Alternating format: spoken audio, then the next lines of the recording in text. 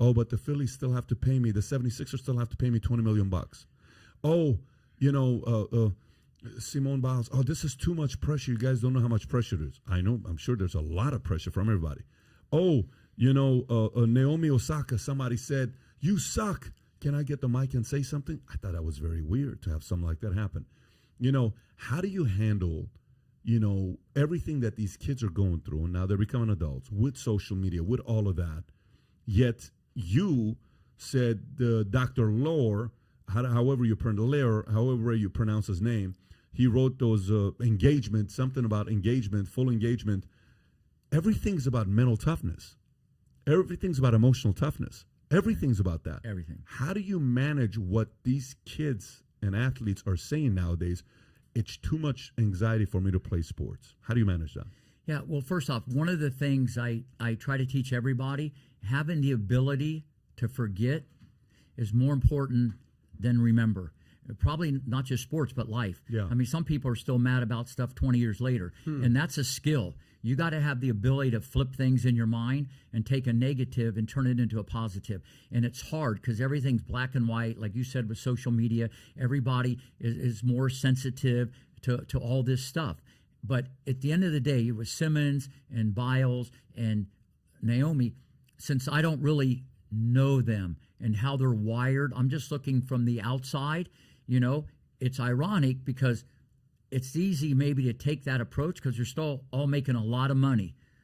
Saka's getting $50 million a year. Simmons is making all this money. Same with Biles. So I don't really know them, but looking from the outside, it's a bad look for anybody. You got to toughen up. That's what people are going to say. But I don't really like to comment on that because I don't know them. If you ask me about someone else and I knew them, I could tell you exactly what the temperature was and why that is going on. Well, let me ask you this. When you coach the folks that you coach, Gary Capriati, all the names that you just said, right, that you coach, Roddick, all those guys, how would you have handled it if one of them, or maybe did you ever have a player that came up that constantly was like mental and emotional anxiety, all of that, and you just eventually said, look, the pros just may not be for you. You may want to go to a different job because this comes with a lot of pressure. How did you handle that when that came up when you were coaching them?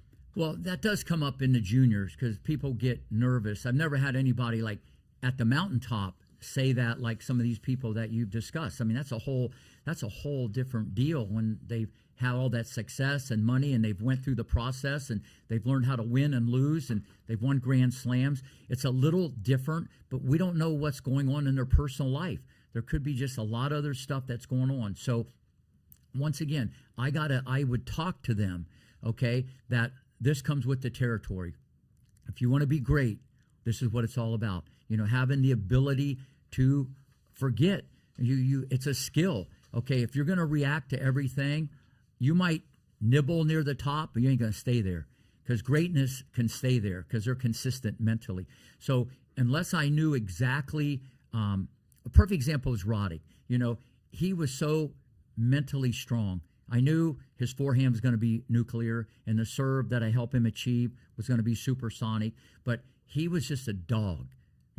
He was bulletproof. I loved watching him play. No. I interviewed him 5-6 years ago. Oh, Roddick. Yeah, I had Roddick on by Tim, and the guy, man, he was exciting to watch. Yeah, he had limitations, but at the end of the day, he's had the best quote of everything. When he started making all this money, he goes, listen, everything else around me has changed, but it's still me and you and the court, and I'm going to kick your butt.